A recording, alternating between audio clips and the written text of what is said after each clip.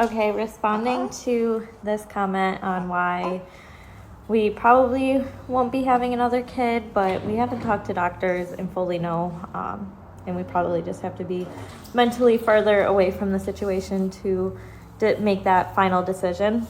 But basically, we had a very traumatic trying to conceive journey to get to Ellison. We had a chemical pregnancy. Then we had a 13-week, 6-day loss of our son Dominic. And then we had 2 more chemical pregnancies, which are early miscarriages. And we had to go through a fertility doctor.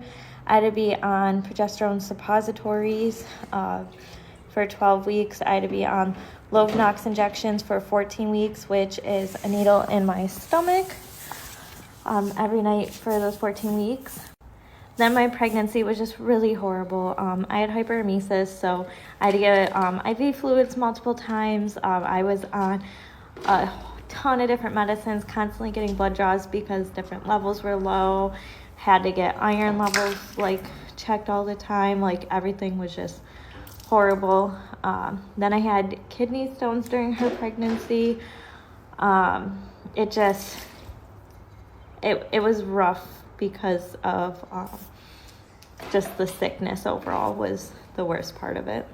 Then having another C-section, that really didn't bother me. I kind of made peace with it once we got to the hospital, and I was only in early labor. I didn't really care that I had to have another C-section at that point. I was like, whatever, it kind of sucks, but it is what it is. So I had a repeat C-section. Everything went great.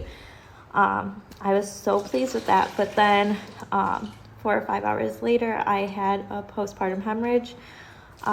It was just very traumatic how they had to remove the hemorrhage, help stop the hemorrhage. It was very traumatic. I needed 3 bags of blood through transfusions, and it was very, very scary. I've never screamed so loud in my life. It was very painful. So not only did we have the hemorrhage, I had postpartum preeclampsia, 2.5 weeks postpartum that led me to an overnight stay in the ICU, getting a magnesium drip, and that just everything combined together made for a lot of trauma. But I don't know, in one sense I don't feel like my family is done, so it's just hard to let go, and it's hard to not see myself pregnant again. But obviously that is something for my doctors and if I can mentally get over hurdles. So